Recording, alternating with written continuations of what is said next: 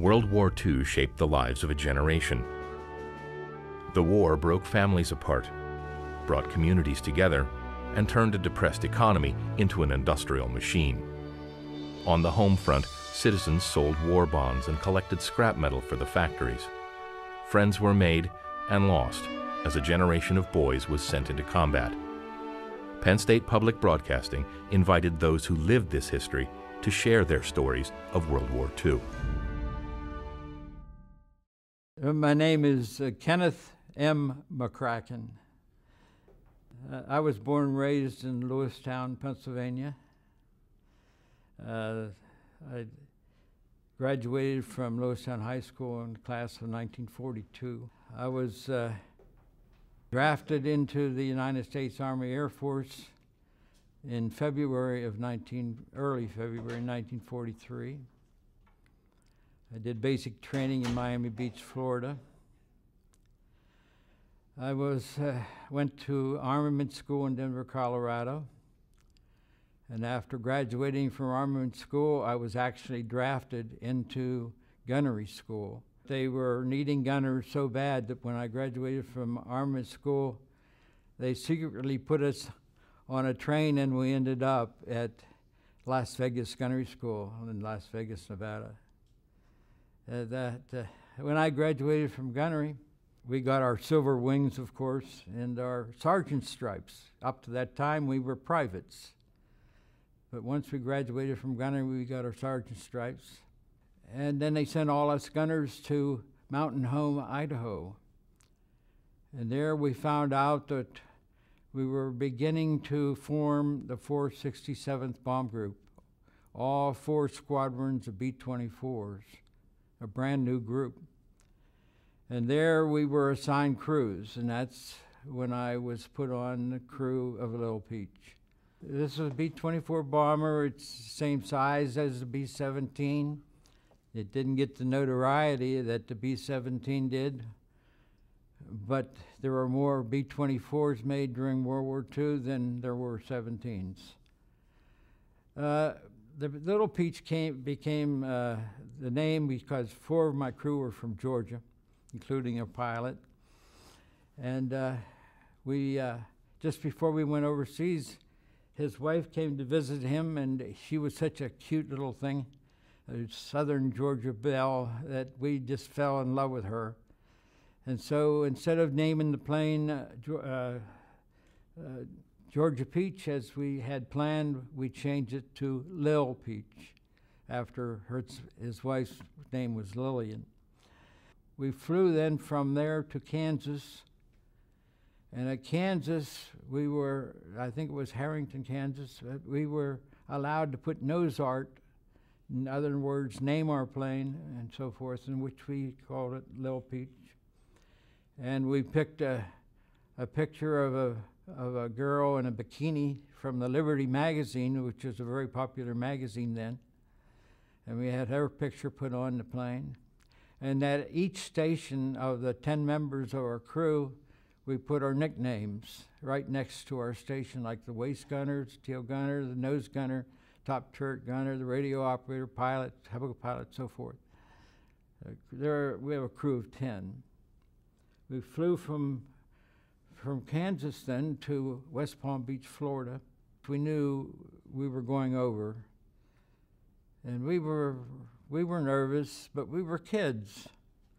19, 20, 22, 23, 24 years old, we felt nothing was ever going to happen to us.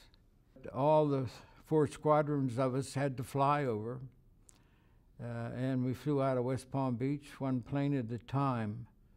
We flew down through Trinidad and Fortaleza, Brazil, Natal, Brazil, across to Dakar, Africa, and up to French Morocco, Marrakesh. And from Marrakesh, we flew to England, to our air base in England. We took 3 or 4 days between the stops so that our ground crew could get the base all ready for us when we got to England. When we got to our airfield in Rackies, England, we did some training flights to start with, and Then we started flying missions. I wasn't on the first, our plane wasn't on the first mission that the group flew, but we were on the second. And it was a terrible, terrible mission. It was to Germany. And we got hit with flak, we got hit with fighters. It was a long mission, probably 8 hours long, 21,000 feet, 30 degrees below zero on oxygen. Our baptism of fire. I was the tail gunner. We had a nose gunner, we had a top turret gunner, we had 2 waist gunners, we had a ball turret gunner, and we had a tail gunner. There were 10 50 caliber machine guns was our defense on a B-24, the same as the B-17. Looking backwards all the time, you got the best look at when the bombs were dropped. You could see what you hit best from the tail turret. But you felt alone out there. You weren't near anybody else on the crew, and you're out there in the back, and you can't see where you're going. So you know you're going into the flak, or you're going into heavy fighters, and you see it secondhand. We had flak vests, like the waist gunners wore flak vests for the flak to help repel flak. And it was like an armor-plated vest. And I couldn't wear it in my tail turret, so I would always put it on my seat and sit on it in case the flak came from underneath. But we had what we called relief tubes in the waist. It was only in the waist, and it was like a funnel, and we could use that. The only trouble with them was, as you would normally expect, they would freeze up. Then you were in trouble. You just relieved yourself as best you could. And if you had to really go, you go to the bomb bay, and you had to get the bombardier to open the bomb bay doors, so that you would sit on the catwalk. 30 degrees below zero, it's not very comfortable. And you're looking right straight down at 20,000 feet. It's a very uncomfortable situation. But you got to remember, we were young, and being young, we were able to control that part of our systems pretty much for the duration of the flights. We knew before we left that we were going to be facing a long time, and we more or less prepared ourselves for it.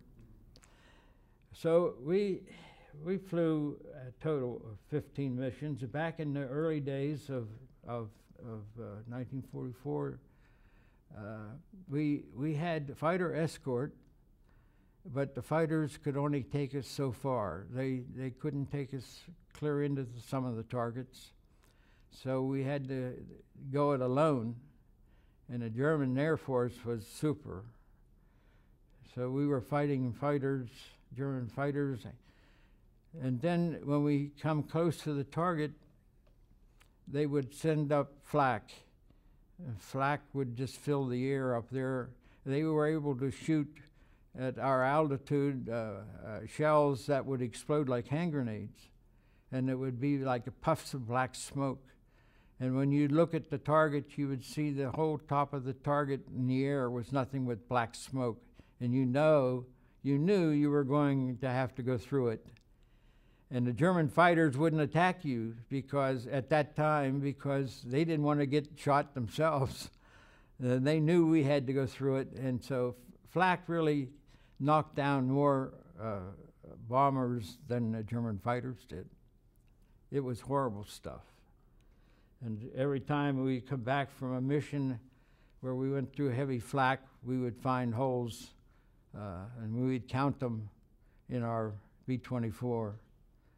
And thank God we made it back. And back in those days, the average in the early days when we didn't have the big, good fighter escort, the average missions before you got shot down was 15. When we first got there, you had to fly 25. If you remember the movie Memphis Belle, they were the first plane, the Memphis Belle was the first plane to complete 25 missions. That was what the movie was about. Well, it was 25 when we first got there. In order, you had to complete 25 to go home. And after we flew about 5 missions, they changed it to 30. So that didn't make us happy. Milk runs were what we called easy missions. They were missions where we would bomb in France. Remember, this is before the invasion. And there would be, German would be in control of airfields and submarine pens right on the coast. We bombed submarine pens quite a bit.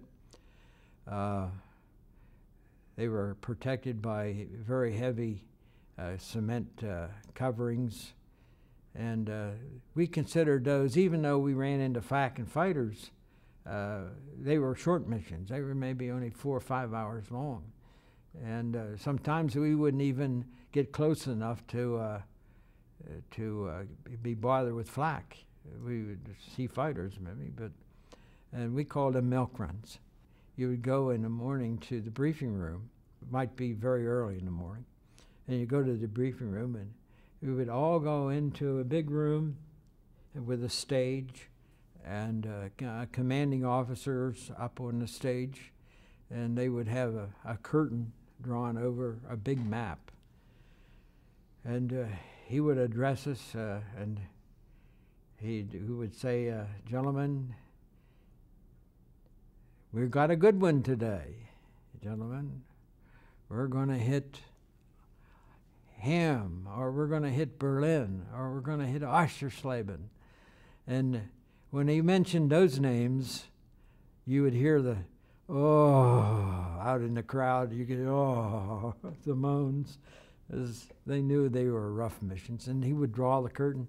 It would open up, and there would you would see the map of Germany and France. And then you would see a red ribbon showing from our air base the route we were going to take and to the target and the way we were going to come back. And then he would, usually at the end of the briefing, he would say, I would want to see the navigators and the bombardiers for a few extra minutes, things of that nature. And then we would go from there to our aircraft, our assigned aircraft. We weren't flying Little Peach the day we got shot down. We were flying another plane.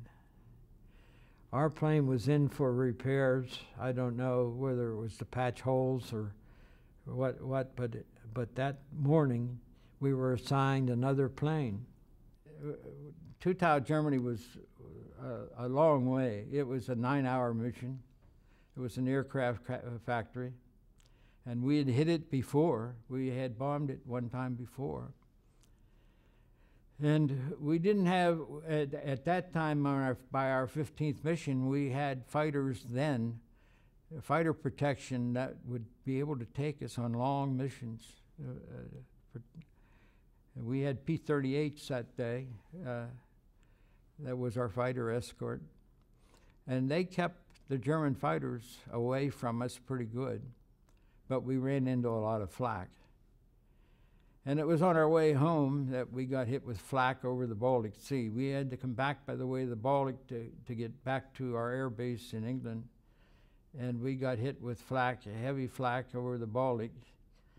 And we were just so unlucky. We got hit with 2 bursts of heavy flak that tore 2 of our engines off completely,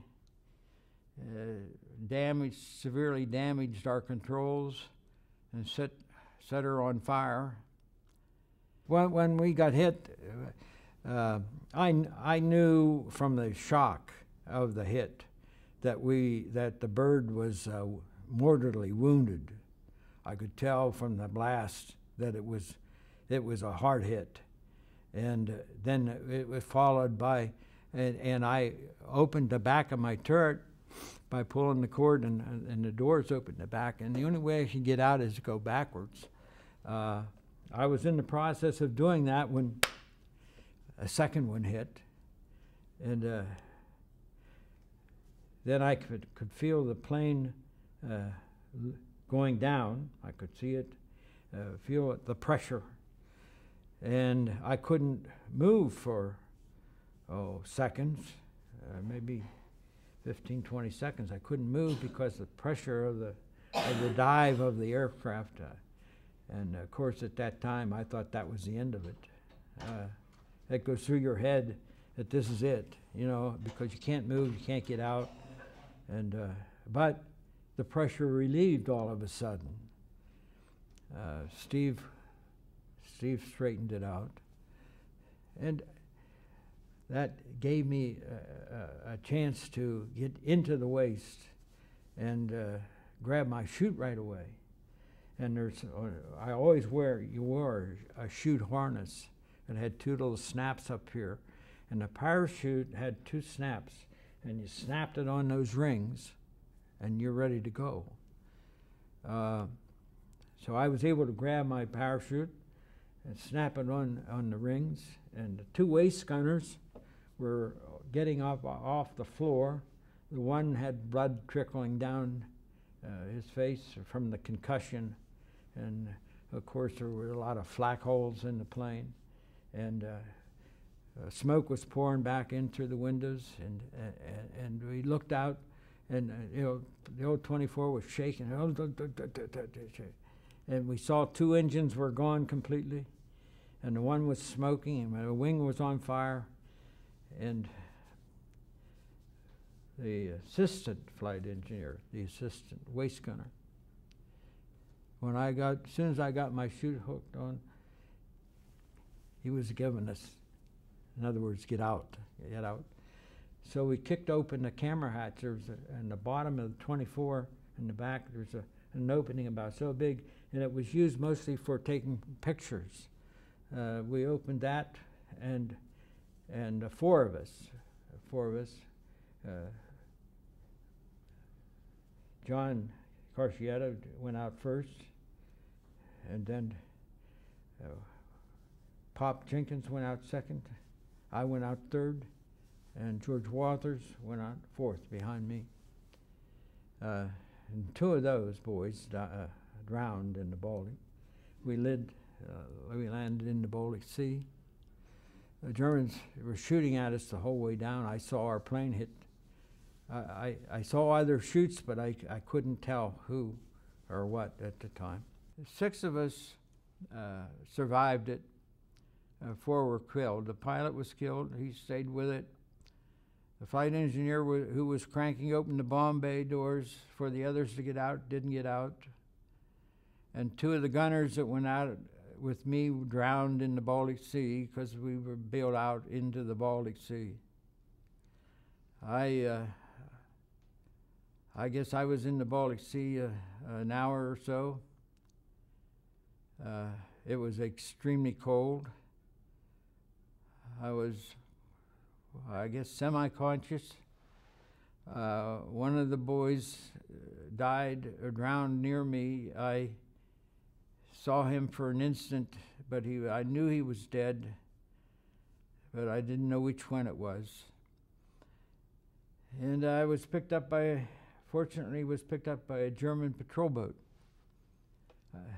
In the Baltic Sea, lots of times, Sweden was neutral, and Sweden had boats in the Baltic.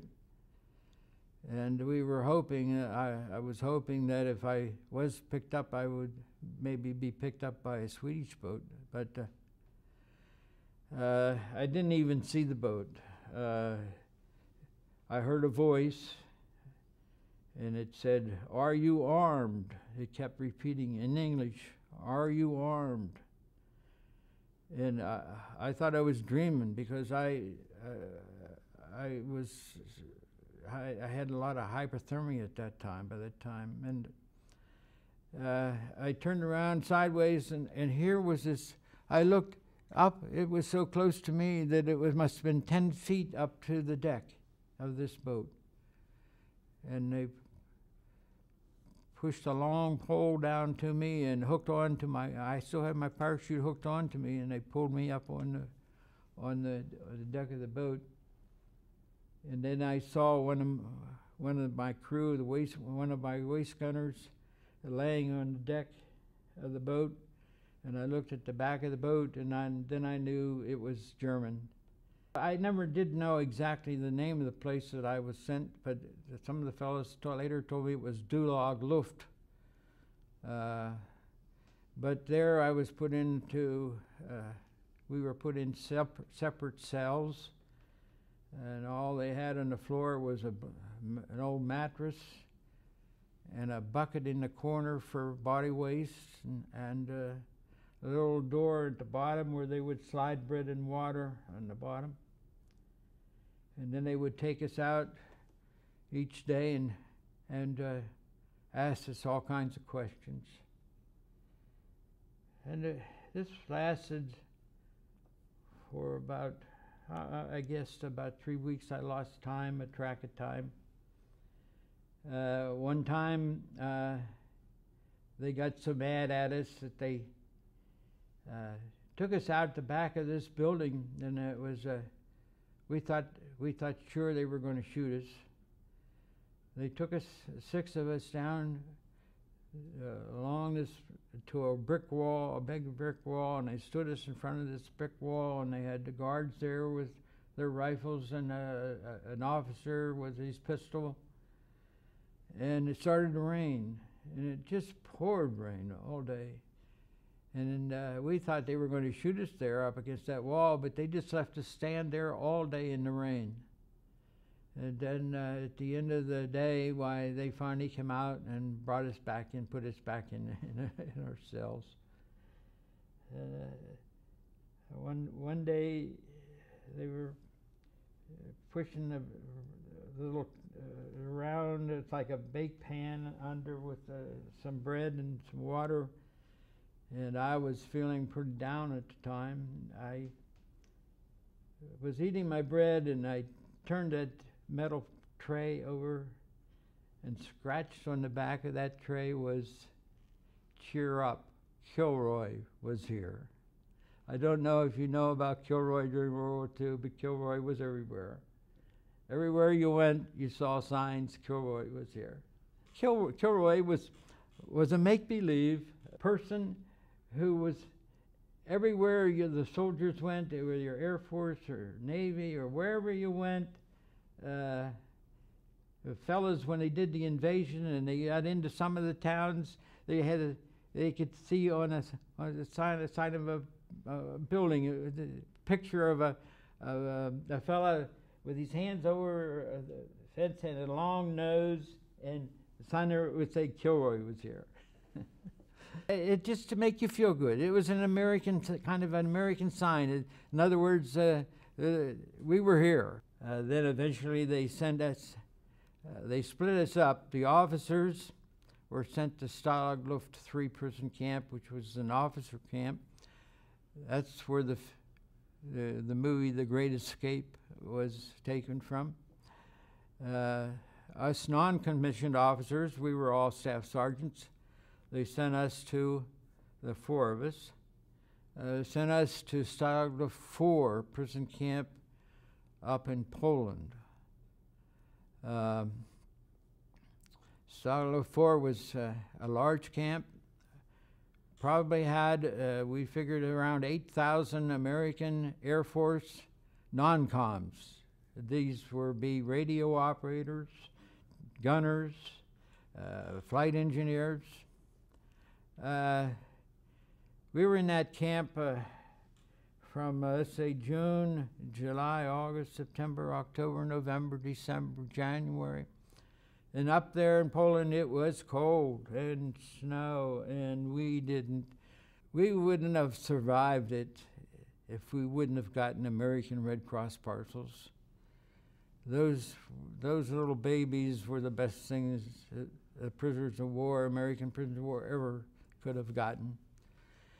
When we first became prisoners, things were going fairly good in Germany, I guess, and they saw that we got one American Red Cross parcel a man per week.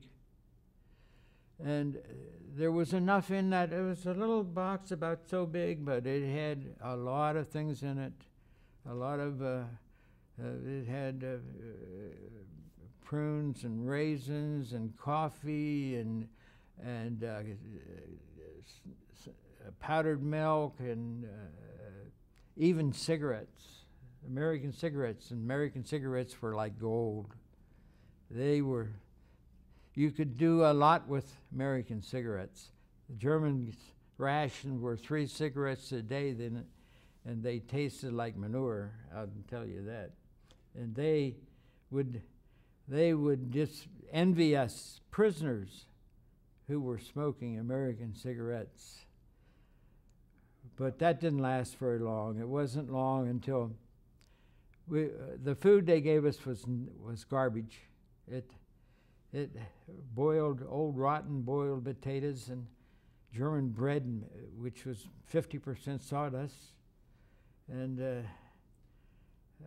ersatz coffee, which was made out of some kind of a grain. Our camp never really was liberated. In January of 1945, the Russians were getting very close to our prison camp. We could hear the big guns going off at night, and the Germans were getting very excited. And so they told us they were going to evacuate us. They were going to move us. So they broke us into groups of 300 or so and started us marching out of there. And we didn't have much, I can tell you that. And it was bitter cold, sub-zero weather up there in Poland. And if you watched the Battle of the Bulge, you know how cold it was. There's snow on the ground, and we started marching, and the Germans told us they were going to march us for 3 days to a new location. We started on February the 6th. We marched all of February, all of March, all of April, and finally on the 2nd of May, 1945, we were finally liberated. We were on the road. We covered some 500 to 600 miles. We were covered with body lice. We were skin and bone. We ate anything we could get our hands on. We were just a bunch of weak-looking people, I'll tell you. And we never had any change of clothes. We had no sanitary conditions. We amputated fingers and toes from frostbite. We ate charcoal for dysentery. We would build fires and eat charcoal to try to. We were really bad shape. Remember, as I said, we were liberated on the 2nd of May. We were still on the march when finally the English 8th Army caught up to us. The Germans had put us in a barn, and the next morning we didn't see any of the guards, and so we snuck out of the barn and went up on the highway, and here came a Jeep with 4 Canadians in it, and they swung their guns on us and said, "Get off the road, you damn Krauts." They thought we were Germans. And we said, "My God, we're not Krauts, we're Americans." He says, "Where the hell did you come from?" We said, "That barn down there." And he said, "How many of you?" We said, "Maybe 200 or more of us," because we lost a lot of boys on that march. And he said, "Where's the guards?" And we said, "We don't know. The guards disappeared." And so they said, "We're going down there." They drove the Jeep down, and we ran behind them yelling, "It's over, it's over, it's over." And when we got down to the barn, the ones that could walk and the ones that some had to even crawl out of that barn were just overjoyed. That's the way we got liberated. Eventually we were picked up and by trucks and taken to an airfield in Germany. And when they flew us out of Germany on C-47s to Brussels, Belgium. And at Brussels, Belgium, they put us up in a big hotel. And we were able to cut the hair that was down to here. We were able to shave and even able to shower. But we still had the same clothes on that they gave us right when we got liberated. Right after we got liberated, they gave us some clothes, odds and ends. We had like English pants and American shirts, and we had no uniforms at all. Then we, at Brussels, they took us from Brussels to Le Havre, France, to Camp Lucky Strike in Le Havre, France. And they fed us eggnog every day, all you could drink, eggnog, eggnog, eggnog. That's all they would let us have. They had big vats of eggnog, eggnog, eggnog. They were fattening us up. If you want to fatten somebody up, just drink eggnog all day long for weeks. We were there maybe in Camp Lucky Strike, right there in Le Havre, I guess, France, probably a month or so. And finally, they put us on a boat and brought us home. After the war was over, and many years later on, my bomb group, the 467th, still publishes a newspaper every 3 months. The 467th Bomb Group, called Poop from Group.